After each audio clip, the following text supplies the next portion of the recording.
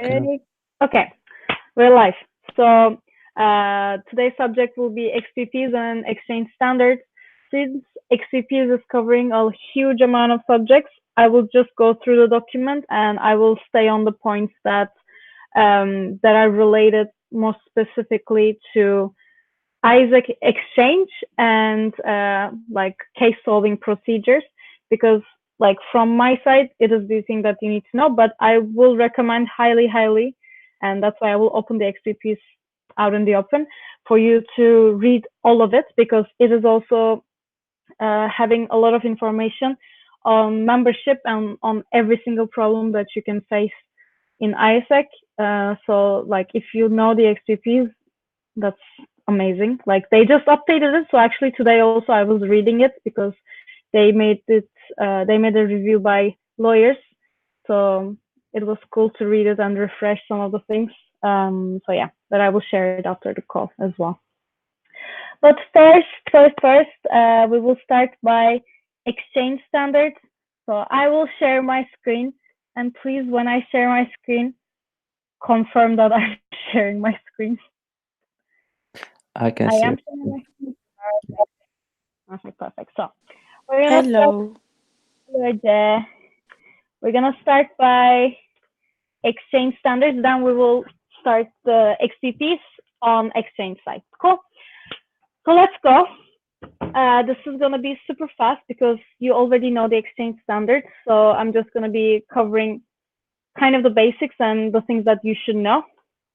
Well, the current ones probably like I already reviewed this with your VPOGX, but if you're not a VPOGX, maybe there's a possibility that you remember the exchange standards by this form, which was divided into four categories, and we named them into like their respective meanings.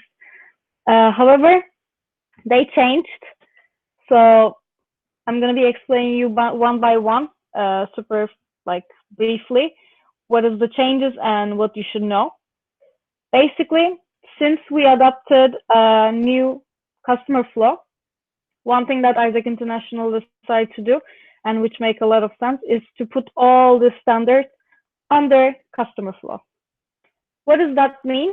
Remember, we had the customer flow session 2 days ago, and we were saying the fact of this part being intersected: consideration, preparation, and experience. So it's intersected. What was that meaning? The fact that use and partners were actually kind of mirroring each other. So we're gonna stay mostly on this tree because almost all of the standards are delivered in this intersected section. So we're just gonna start and stop me, guys, if you don't understand something and or if you have questions. But for example, so before the experience stage, we said that value delivery was cut in two, and we said that it was preparation and experience. So we have preparation standards, which can you remind me for which part we are calling preparation? Some of you?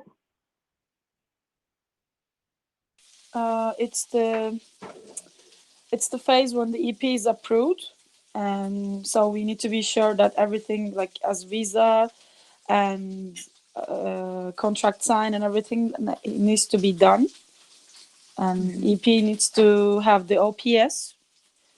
That is the preparation part, Okay. and Yes. Cool. insurance. Yeah.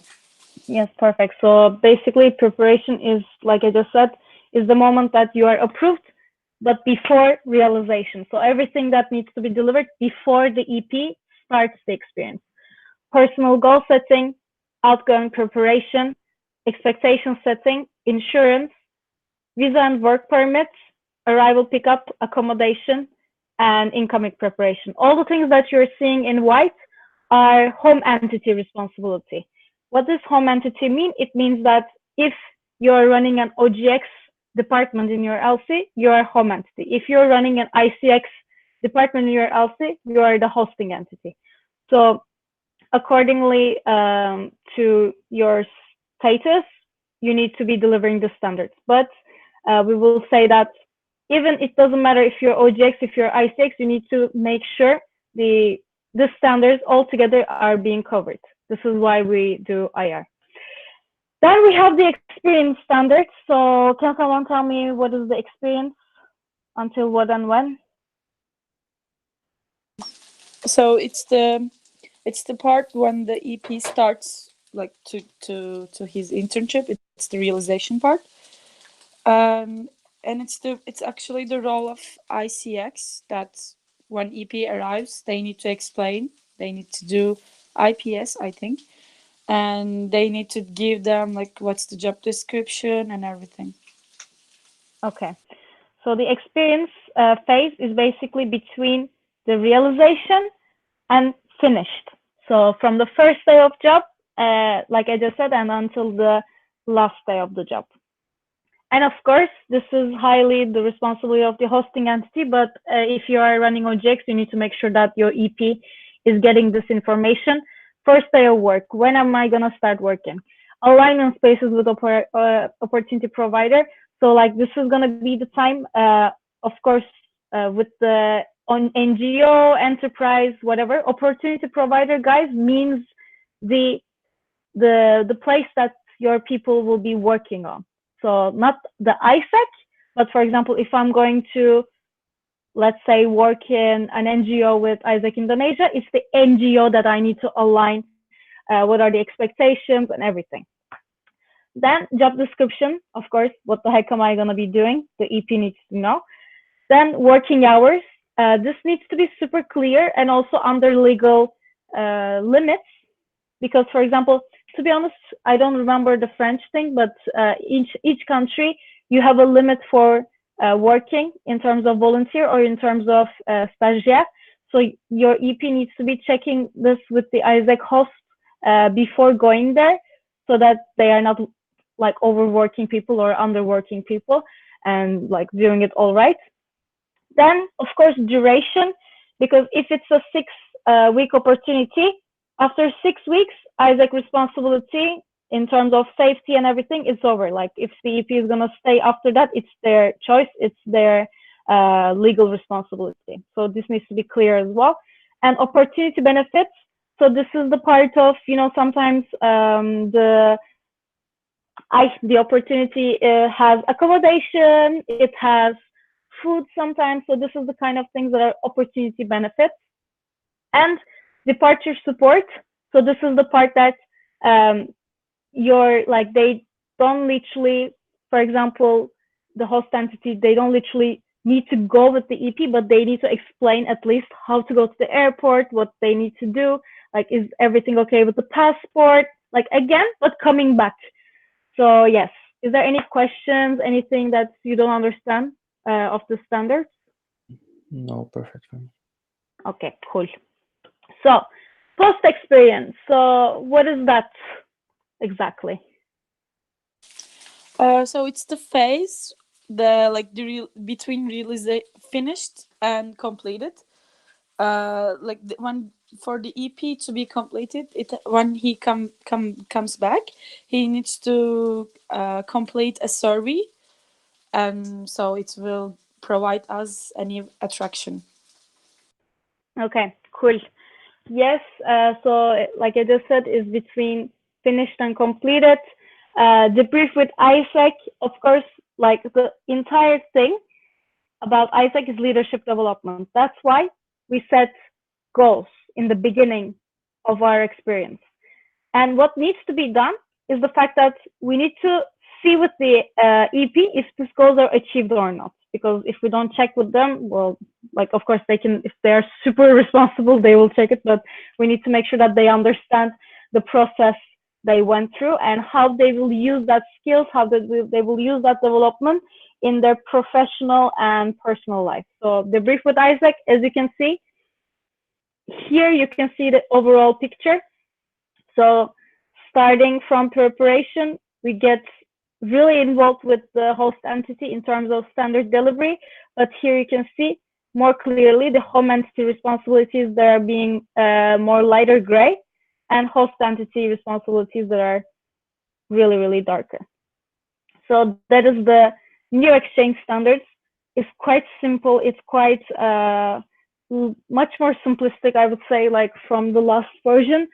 And we just need to track if this is happening or not. And yes, so after the call, also you will receive a booklet where you get to understand every single thing. I'm just going to explain you how the booklet works. So for example, it goes personal goal setting, right? What is that? There is the explanation. So the home entity has provided a space to EP for goal setting based on the leadership development assessment. So like solution-oriented, self-aware, blah, blah, blah, the leadership qualities, as well as personal goal setting for if they have goals in addition to the LDA. Like if, for example, I say, I want to develop my digital marketing skills. Okay, writing it down. How, like this is of course something that you can do in an OPS, in an outgoing preparation seminar. Actually, like the 3 stages of the home entity can be delivered in one space, which is the OPS. So that's why we are doing and really existing on the point that we need to deliver OPS. But how are we going to actually see if the EP understood that we did that? Because we can say that we did an OPS, but our EP can say, for example, no idea. Personal goal setting? I don't think so. I don't remember. So that's why you have here the exact question that your EP will receive after the experience. So, you know, in the part of, we were saying in the part of debrief, they will need to complete a survey. And here in this booklet, you can actually see which questions in the survey are being asked to the EP. So you can actually explain. So did you define personal goals at the beginning of the Isaac experience, supporting Isaac home? So you can say in the OPS event that you're going to be asked this question. So therefore, like for ensuring your personal development and your personal goal setting, we are having the space so that you clarify the point of, yes, we are having the space, and the EP will remember it and automatically check either virtually, either physically or not. So since the exchange standards are being changed super recently, here you have also the current version. So you can actually compare what are the changes, but basically that is it. And if you go to the second one, so outgoing preparation, so the OPS, yes, and for example, it explains what was the content of the space, and you already have an OPS agenda designed and feedback from the entity, so you can use it. I will also include it in the output. So space to explain Isaac purpose, set expectation, XPPs, of course, and exchange standards explanation, because the EPs need to know what they mean to receive. And also here, you have the option, for example, yes, and I attended, yes, and I didn't attend. So one thing that is cool, a change that is really cool, is the fact that even if the EP doesn't attend, if you did it, it counts as yes. So that's very cool, because sometimes we lose touch with the EPs or they are not physically there. So this is a good option to have still complete experiences. 3, expectation settings. This is more into, for example, if the EP is going to a Muslim country and if the EP is a woman, explaining the culture of the entity, explaining whether the accustomed ways of acting, or for example, since the EPs are French, we need to remind them that they cannot drink tap water, like stuff like this. They're super basic, but they need to understand. Or regarding accommodation, because some EPs are, for example, complaining about the accommodation, like since there is no 5-star hotel. So, for example, in terms of saying, hey, you're going to have a volunteering experience, so you will not receive a hotel. You will receive like this little room or whatever. So yeah, this kind of expectation setting. Please stop me. Yaprak? Yes. Did you change the slides? Where do you see? Like, is it still standard 3 expectation setting? Yes. Okay, so sorry. Okay, I got scared. No problem. Okay. So insurance, if there's no change, well, it's just blank, and you can see the questions that are being asked. Of course, the EP needs to have an insurance. You just need to check. That's it. Visa and work permits. Basically, for example, now I am helping a visa for India, and I have a bunch of letters that I need to deliver by Isaac. So that's why is the question like this. Did you get the documents required issued by Isaac to get your visa or work permit? Because before, for instance, it was, did you get the documents required to get your visa or work permit? And if you say no, like, it's not necessarily Isaac's fault. You know, sometimes embassies are just having really strict rules or they don't accept. So they change this into if we actually did everything that we could in our means. So that's that. Arrival pickup, well, pretty basic. If my EP is going to the airport, you need to pick them up. Host entity.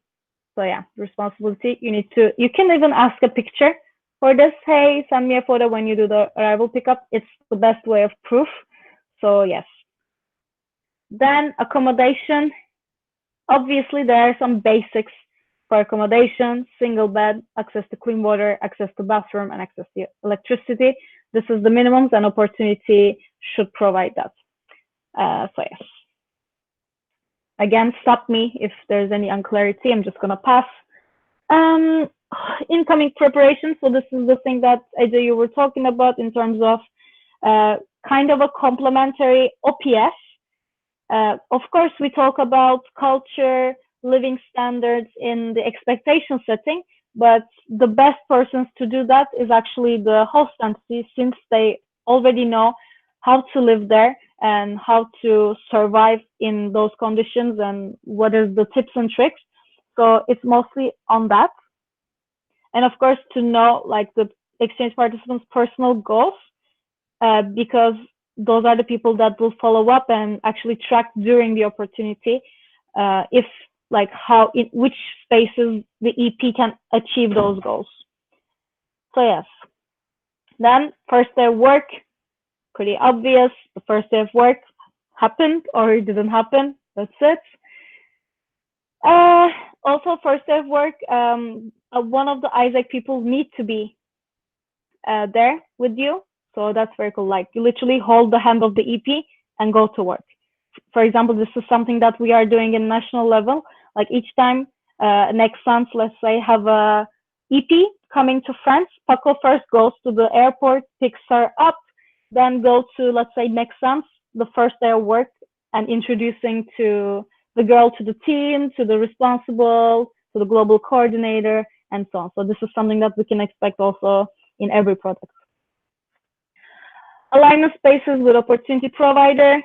Well, the host entity must ensure that the opportunity provider at least one space to align the job description. So, like, of course, we have the job description, but we also have the personal goals. So we need to see how it will, those personal goals will be incorporated into the job description of the opportunity provider. And of course, a debrief. So it's like a one-to-one beginning and one-to-one closing, at least, at the very, very least. Then job description. So when you open isaac.org, you can see the job description under the opportunity, right? So the question that the EP will be asked is the job description fitting the profile, like fitting the thing that you applied for? So it needs to be the same on isaac.org. And that's it. And then we go working hours. So for example, for the product itself, you have minimum or maximum working hours. So it needs to be accordingly. And the question that will be asked is, were the working hours of your internship the same stated on the opportunity in the platform? Again, like in the information, so in the left side of the opportunity on isaac.org, you can find all the information, plus also the working hours. So it needs to be fitting there, plus the legal status of the country. Then duration, here you have the duration. So this is also something that we saw, for example, in, like, I never saw in my life a 14 GB, but okay. Like the duration of the projects, they need to be, and that's it. And they need to be stated properly on the platform. And you need to be checking that with the host entity. So you see, there's a lot of things that even it's the host entity responsibility, you need to be aware of, and you need to keep still accountable. Because if we just say, oh, let the host entity do it, we're super fucked. And like there will be cases with so stupid shit that we're supposed to take care of. So let's not like that happen. Opportunity benefits. So any financial or non-financial compensation. So if it's a GT, for example, is the salary, or food or transportation covered. So is the accommodation, food, transportation, blah, blah, blah. It's that thing that we were saying. And the question, you can hear, see it, deliver the benefits mentioned in the opportunity. Cool. Yes. I see. Okay. Departure support. So the thing that we were saying, at least 2 weeks before the end of the internship, we need to have in written format how to depart from the country. Because if I'm in fucking India and I don't know how to get to the airport, which can be, like there's no way for me to get to the airport. So I need to make sure that the Isaac host is helping me to be in the airport. That's it. And debrief. So debrief of the leadership experience of the exchange participants, including a space to analyze personal goals, achievements, and analyze the delivery of exchange standards. So this is, for example, the part that we were saying, personal goals debriefing, and secondary is to see if we actually delivered all the exchange standards. And ta-da-da, all of them are here. Do you have any questions, guys? No, thank you. You're welcome. So, for having a complete experience, you can miss some of the standards, but only, for example, arrival pickup, first day of work, working hours, departure support. This is the standards that you can miss, but here you can see that is 14 out of 16. So it means that if I miss like 2 of this, it's okay. I will still have a completed experience. But is this specific standard? So make sure you know them, and obviously like don't be in the mood of, oh, it's okay, I can miss. No, like we still need to deliver, but it's in case, for example, I don't know, the EP arrived and you're in traffic, so arrival pickup didn't happen. Or in our case, for example, the metro fucking died, which is a really high possibility in Paris. So like in this extreme situations only. But yeah, for you guys to know. And here you have every single definition and explanation again. It's such a long booklet. So I will send you. And if you have anything that you don't understand, you can take a look. But this is your exchange standards. Again, like, of course, I understand that even me, to be honest, I don't know them by heart. So that's why I have the folder in my Isaac thingy here. I put it, and if I have any question regarding that, here, for example, where is it? Experience, and I have it here. So that if I have any doubt, I check it, because like we don't need to know them by heart. We just need to follow it properly. That's it. And especially you as LCPs, you don't need to know them by heart, but just know that they exist and know that our MOS is complete. And yes, by the way, here you can see my daily goals, which is funny. Let me close. So Oh, yes. cute. What the fuck is that? So, any questions regarding exchange standards? Anything that left? I'm not super clear on this. We are here for that, so if you have some, bring it on. No, everything is super clear. How are we, by the way, in the call? Okay, still the beautiful duo. Cool. Okay, then we move to XPPs. Can someone tell me what is XPPs?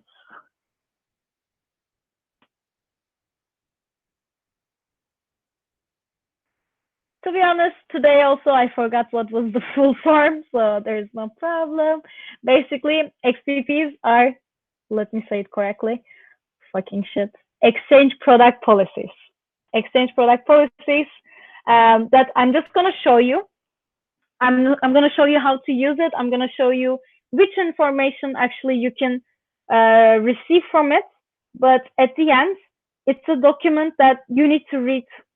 Like, you need to read because it's a legal document, and it's basically relating to every single thing that will answer your questions. So it's pretty cool. For example, if you ask me, because I've been asked a lot of times, yeah, Berk, I have an EP case because this and this and this. Of course I answer, but actually the really simplistic explanation is already here. So if you know this, you can make sure that you can support your VPs and yourself really easily. So have this under your hand as well. It's updated recently, so let's go. So. First of all, let's go. So, of course, every exchange participant, exchange product is required to fulfill, blah, blah, blah. Of course, we need to know things. Okay. Cool. I'm gonna go to the important things. So, table of contents. Yay! Isaac experience. So everything that we saw, for example, yesterday, and ELD. Do you know what ELD is? I have a copy here. No. What is it? Okay. So ELD is experiential leadership development. Do a keyword link thing in your mind, because experiential, so it means that they need to experience it. Okay. So this is our leadership product is GV, GT, and GE. Okay. And engage with Isaac, like EWA. So we separate them, EWA and ELD. ELD is everything that you do daily, like approvals, blah, blah, blah, is ELD. EWA is, for example, the Youth Speak Forum. That is something else that Isaac does, but it's not the main product that we have. Is it clear? Yes. Okay, cool. So what we're going to see here is ELD responsibilities. And here you have also code names. So for example, EP, OP is clear, I guess, exchange participant, opportunity provider. And HESE is host entity and sending entity. So it's OGX and ICX. So Isaac experience, ELD responsibilities, ELD policies. Then before approval. So like, for example, let's say that, I don't know, like before approval, visa needs to be given, blah, blah, blah, this sort of things. ELD, approval to realization. So minimum things that needs to happen, approval to realization, and what can happen if they need to be broken, in what cases. So this is important, for example, because I know that especially according, around this time, we will have probably approval breaks. So it's good that you will know in what cases and in what procedures you will break those approvals. Then realization to completion. So what does that mean? It means that if an EP have a problem in the opportunity, what we need to do and what are the things that we need to deliver. So also all part of the standards will be there. And complaint, case solving flow, like ECB, everything related to EP cases, you will find it here. Then compensation policies. For example, my EP went to Egypt and the opportunity didn't exist. I am so bad. I always give the example of Egypt. Okay, I'm gonna be nice. My EP went to Vietnam and the product didn't exist. So like they pay the plane tickets, blah, blah, blah, is awful. So maybe my EP will need that plane ticket compensated, but it will be in the case solving flow, and it will be defined based on some criteria.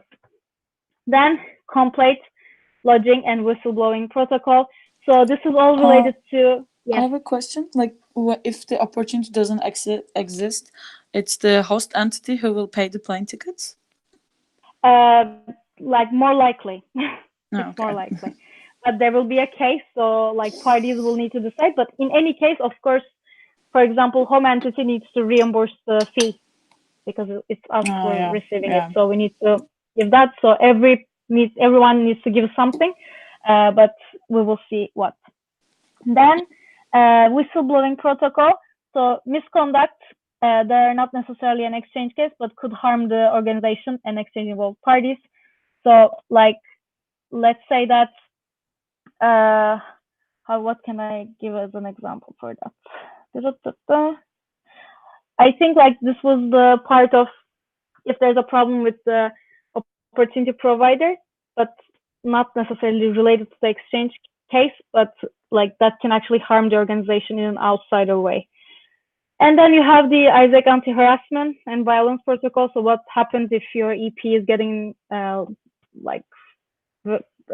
physically or mentally harassed, and like definition of harassment and terms and acronyms. So all you need like the HESE, you will find it there. So let's go take a look at what we have here. For example, IWA, the thing that I was saying, Youth Speak Forum, Local Volunteer, because this is other products that ISAC run, but we don't have them currently in ISAC in France. And we have the ELD, so Experiential Leadership Development, our products. So you have here the value proposition of the product and the minimums, right? So for example, the minimums of duration, the minimums of job description, this is for global talent, and the working hours, you can see them here. It goes product by product, is the things that we were saying the day before. So global entrepreneur, the minimums, maximums, global volunteer, again, minimums and maximums. Here you can see. And then, for example, you have a section on membership that I'm not gonna go on, but you have team leaders and anyone that is taking positions. So what is the definition of team leader? When you're, even if you're gonna open team leader elections, you can take things here in terms of developing skills or what is the requirements of being a team leader. You can actually, like, XPPs is a really resourceful document, so you can go ahead and take a look after that. But we're going to go to ELD. This is the thing that concerns our part right now, so I will put more attention here. So guys, ELD, this is general management, all right? So far, so good. Am I going too fast or is it okay? Guys, do you hear me? Can you repeat? Yes, I was saying, am I going so fast or is it okay? It's okay for me. Aziz? Aziz is bad. Okay. Cool. I'm gonna keep going. So, general exchange criteria. Of course, the age limit, super important, 18 to 30. At the moment of signature of the contract, signature on the contract. It means that if I'm 29 years old right now, let's say, no, if I'm 30 years old right now, but I am gonna be realized in June and I have my birthday also in June, I can be approved and I can go on exchange. It's only the signature. And it says a person is considered blah, blah, blah, the age, and what else that you absolutely need to know? Okay, this is important. An individual can only take up maximum period of 36 months of exchange product. So I cannot send someone to GT for 3 years. Because the idea of ISAC is to send all of the youth, right? We're trying to reach all youth. So it means that if I'm sending one person 3 times, I'm taking another person's position. So it's maximum 3 years. And it can be allocated whenever they want. But the duration of the product needs to be 3 years. Then, this is also important. So an individual can apply for an exchange with a sending entity that is in any country or territory in which he or she has lived for a minimum of 6 weeks. This period cannot be considered as living if they were enrolled in any kind of exchange product. So what does that mean exactly? It means that if there's an EP currently doing GT in France that wants to apply for a GB, if it's the first time they are living in France, they cannot apply from France because they are here because of ISAC already. So this is really important. Is clear, this one? Just a question. So, while he's in GV in France, he cannot apply to another GV from France, right? Yes, like it depends. Okay. It depends if this person lived in France outside of that GV, or if it's only through that GV he's living in France. No, not from France. They will apply. Yeah, but he can apply from his country by being in France in GV. From his original country, Yes. right? Yes, yes, yes. Okay. Then an individual can apply. Okay, yes, cool. Sorry. Then there's the part of how long. So an exchange participant can have its exchange in any entity, with the exception of entities which he or she lived for more than 2 years in the last 10 years. Starting date of the last 10 years should be considered from the date that he applies to the exchange selection process of the host entity. So what does this mean? For example, guys, I am Turkish. Yes, I've been living in France for 4 years. For the last 4 years of my life, I've been living in France. In the last 10 years, so I was living 4 years in France. Therefore, I am living more than 2 years and I cannot apply for a GT in France, let's say, which is awful because I really wanted to, but I can't. Is XPPs. Is clear? Yes. Push. Okay, passing. And it says seed, MC, and IA experience may be excluded from this 2 period, but it still doesn't cover me because fucking low faculty. So I still can't go. Okay, cool. Besides that, let's go through it. Of course, there's a general criteria also for opportunity providers for the hosting entity for them to create their partnerships, because this document applies to all ISACers literally. Then the ISAC general responsibilities. This is the MC one. You will take a look. Of course, auditing and so on. So ELD general policies. Okay, passing. I only want to talk about the things that you absolutely need to be super clear on. Because the rest you will read it, I swear. You need to. Okay, so before approval, participate in a selection process organized by the sending entity, if entity requires it. What does that mean? Like if you're doing shortlisting, let's say, or if you're doing interviews from OGX side. Then send all the documentation for participation in ISAC exchange request and sending entity, the contracts, regulation and requirements, blah, blah, blah. Then, of course, the written proof of academic background, working experience. This is literally the CV. Pay the fees, obviously. Attend preparation events and complete the preparation requirements of the country. So it says your EP needs to attend the OPS. And they need to inform themselves about the specific legal policies, life conditions. Of course, we are helping them about this in OPS and expectation setting, but you can also, for example, send links to the EP for them to inform themselves, or set this expectation of open a fucking page and check the local media, what is happening in there, what you need to be prepared about, and that's it. Other than that,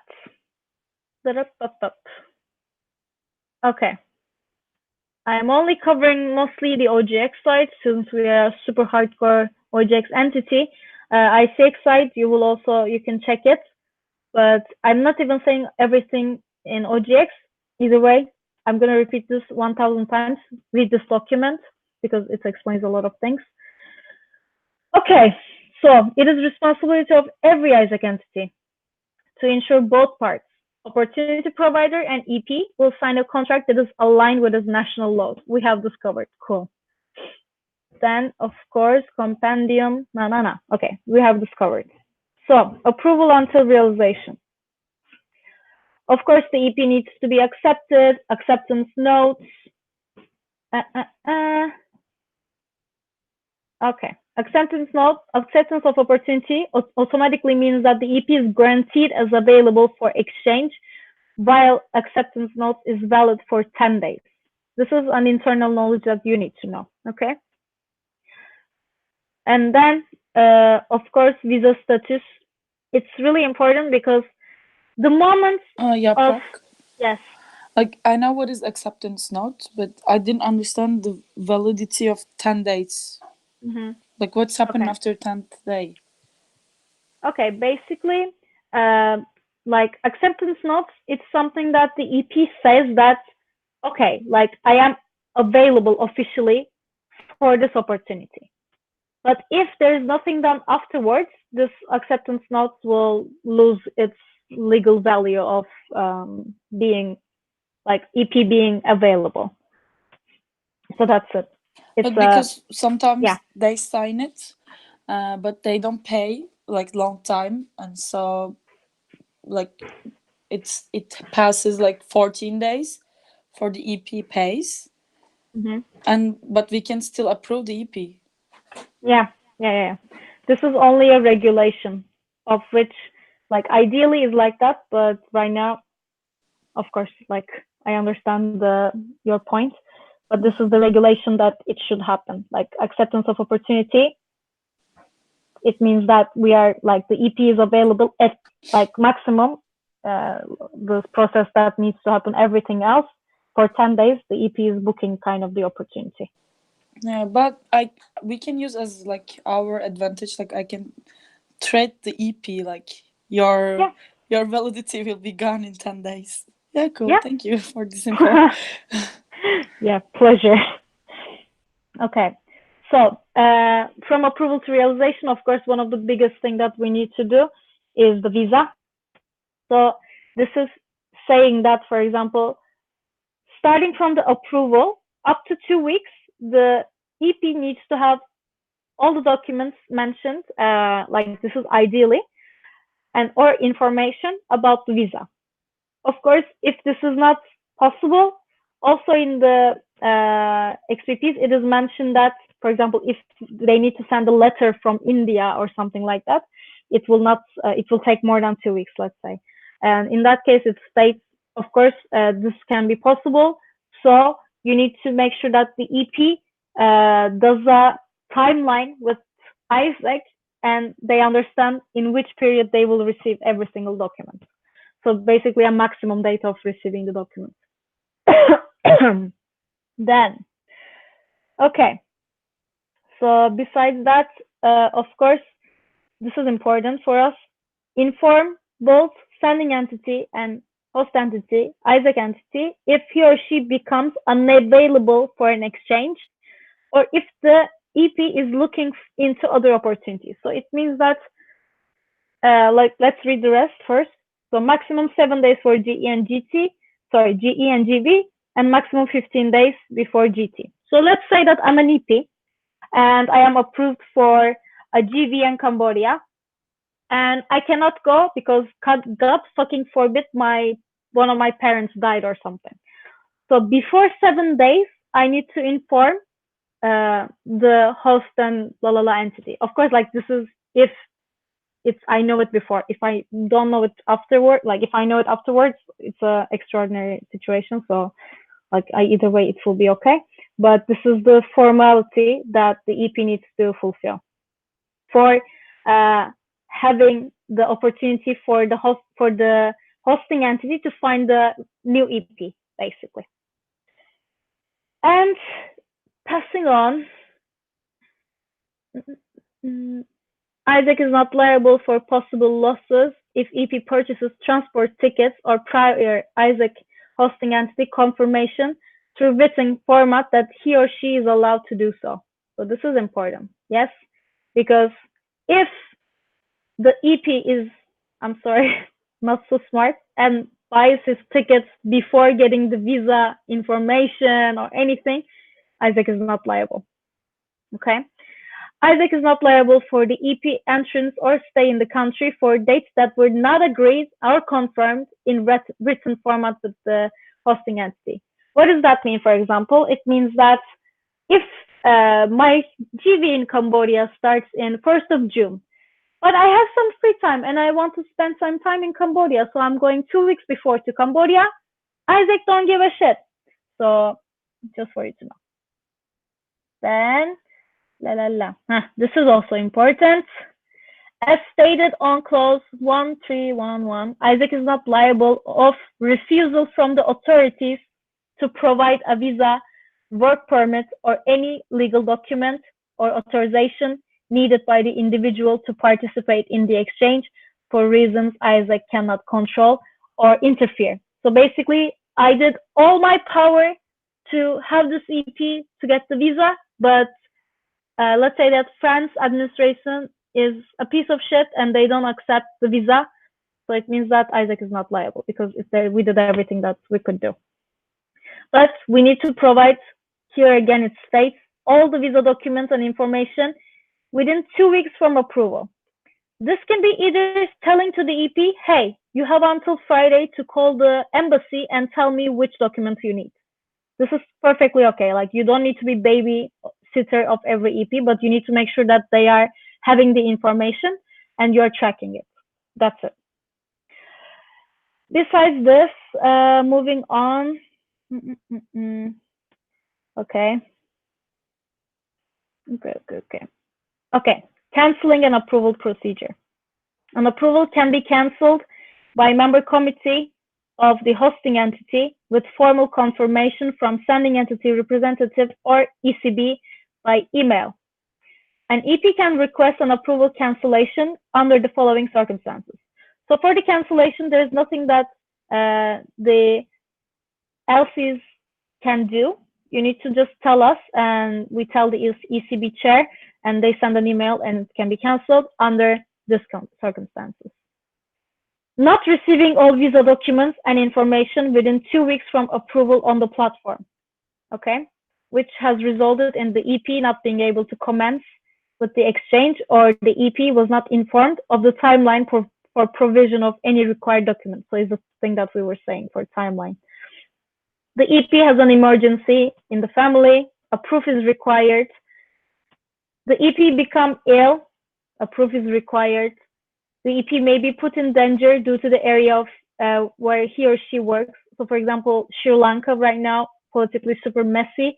So GV, not super smart idea. Yes, you need to, that's why you need to be aware of the things that are happening in the world. The EP had their visa rejected due to Isaac mistake. So here the compensations can apply. So it means that we needed to send something, but we didn't. The EP had their visa rejected by embassy. Well, sorry. The organization is not under the national laws for labor of the hosting entity. So, for example, this is the case of fucking China, okay? Like, they are not legally represented in their national laws. That's why I'm always saying, don't send people to China. Like, that's the entire reason. I'm not relating myself at all to the quality of their exchange. No, it's just the fact of legality. The job description in which they have been approved with request changes that does not match at least 50% of the first JD. Also, in case of salary changes not approved by EP. So if they told me I will have $1,000, but they tell me suddenly that I will have 500, I'm going to be like, of course not, I'm not going to go. The EP had their visa rejected. Opportunity provider can request also approval cancellation if the visa rejected, if again the organization is under the not under the labor laws, and if EP has falsified information, so they put bullshit in their CV, it's really bad, and they have like they don't have the proficiency. And if the OP declares bankruptcy, so I was gonna go in an enterprise, but they just closed the doors, basically. Any questions, any thing that you don't understand here? Because this is an important section. No, everything is clear. Cool, perfect. So let's move. Okay. Like what time you will finish? In 10 minutes. Okay. Okay. So.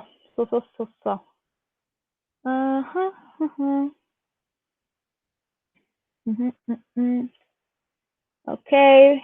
Yes. Hosting entity. Yes. Okay. Sending entity. If the sent entity cannot reach the EP any longer than 2 working days without any notification, sending entity is responsible to coordinate with the hosting entity to reach and have an update about the EP location and safety. Important. Okay, so canceling procedures. The realization canceled will be discounted from both countries' official results from, like, this is, of course, matter of membership criteria, something that is okay. Exchange is considered realized when the EP starts working. Yes. Okay. Okay, under the circumstances, emergency in family, illness, danger in the part, they don't have official working limits in the country. Okay, important also. Again, the law problem, the JD problem. The EP is discriminated against race, color, gender, or sexual orientation, creed, religion, national, ethnic, or social origin. The organization does not prove the basic work conditions. Okay. So, and the OP does not pay corresponding salary for 2 consecutive months. I have a question. Yes. I have a case like about Sri Lanka. There is an EP approved to Sri Lanka, but the shit happened, and now she is so scared. And I suggested her India. We have an LC that we trust, but the thing is, like, she really wants to go, but I think she will probably cancel. So, like, are we obliged to reimburse her, or like, can I orient her to India? Like, she will have to repay, or she can use the money that she paid for Sri Lanka. I think it's better if she uses the money that she paid already. So, like, I do I have any rights to ask her again to pay? Normally, like, if you're not, the thing is, she's approved, no? Yes. So the better procedure is to reimburse her and ask the money again with the contract. So I would suggest you do that. Okay. But it means, like, what I meant by that, it means that, for example, the amount can stay the same and you can reimburse the full fee and again request the full fee. What is full fee? Full like fee. the fee. Okay, full fee. Okay. Yes. Okay. Okay. Thanks. Okay, cool. Okay. Perfect. So, case solving flow. It's important, right? First thing that is super easy that you guys need to understand is the complaint party, so the person that is complaining, contracts the Isaac respondent party stating the issue that is being raised for resolution and at least a proposal of solution. So not just, you guys fucked up, blah, blah, blah, blah, blah. No, what is the solution? Because we're solution oriented. First thing stays with the LC. So we are in the LC level.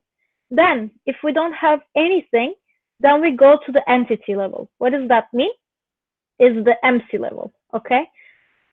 So, and if nothing happens, then in the third case, the MC is contacting the ECB.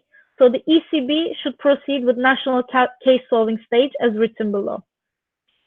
And then it goes to the ECB, basically. But what does that mean? It means that you don't need to report every single thing to the ECB, or you cannot request directly ECB for a case. That is the idea, because there's a pyramid where you start with the LC, then the MC tries, then the ECB tries, and if it doesn't work, then it goes ICB, which is Internal Control Board. Okay? So in that case, official case application, like, there's already for example, if I click on this, I will be directed to an application template that the ECB is supposed to fill in case they are doing a complaint to the ICB, but it is their responsibility. You just need to be aware of the kind of case solving hierarchy there is for the thing. And if you need more information on this, you can check it. And for the actions, you have responsible. So cancellation of approval, sending entity. Then if criteria, like the things that we saw, if the things that we saw that was under the exchange participants canceling reasons is the sending entity, and if it's under the opportunity provider, is going to be the hosting entity. And it's basically the same, but if, for example, hosting entity fails to deliver, is the hosting entity that requests the cancellation, and basically that is mainly it. And here you have literally every single stage that we just saw. So EP applied for different visa, EP visa is against blah, blah, blah, EP deported. Literally you have every single violation there can be. And you have here the action that needs to happen. So let's take one example.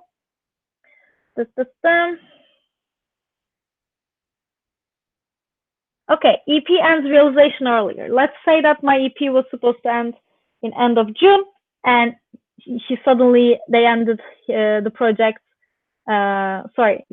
He ended the project before because reasons such as family emergency, health issues, legal issues, no liability if proof provided.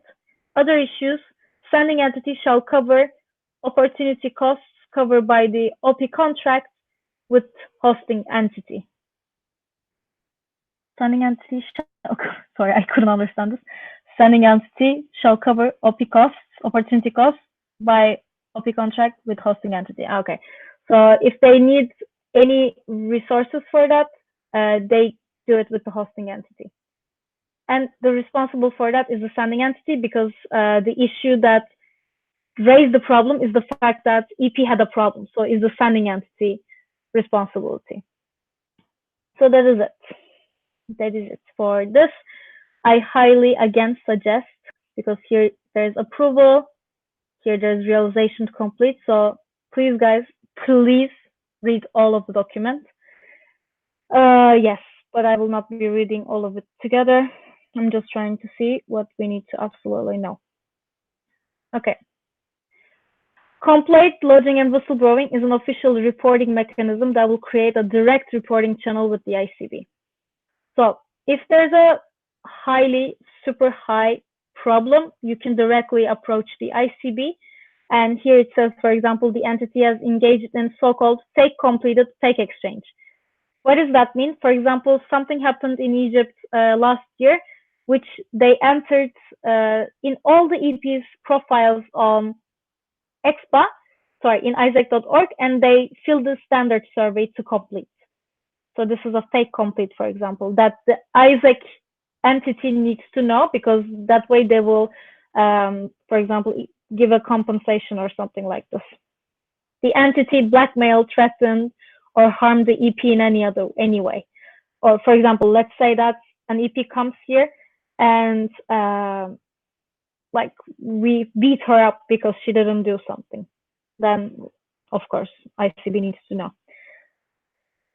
The entity attempt to bypass XPPs, and by doing this undermine the possibility for the other party to submit a case.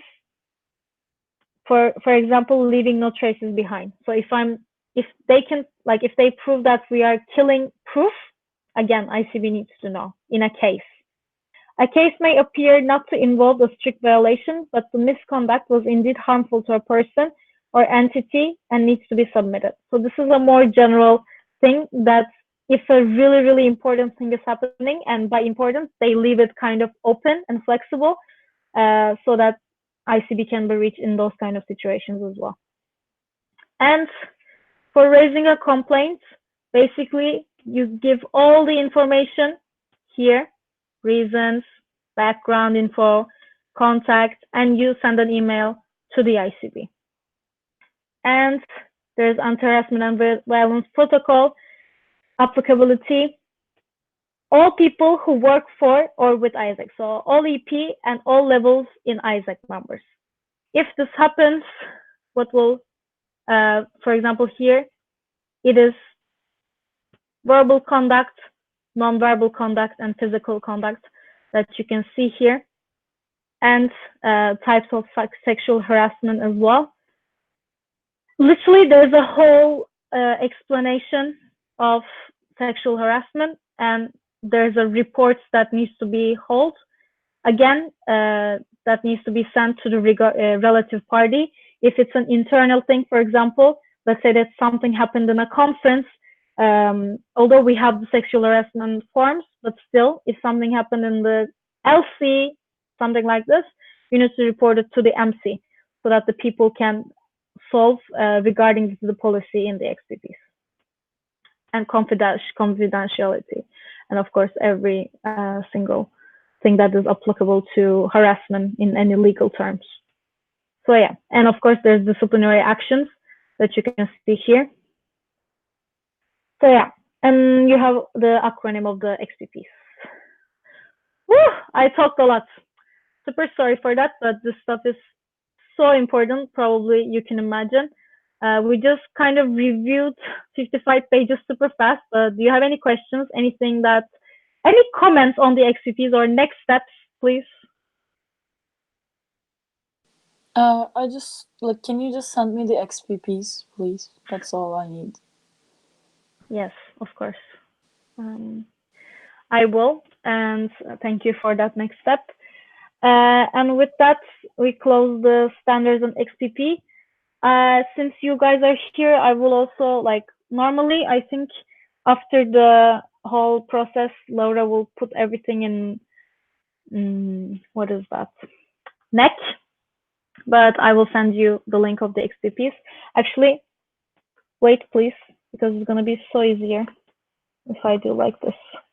So this is for standards. I'm writing. You can find the exchange standards here. I don't see your page. I know. I'm sending it in the chat. Oh, okay. And for the XPPs, you can find them here. Have a good read.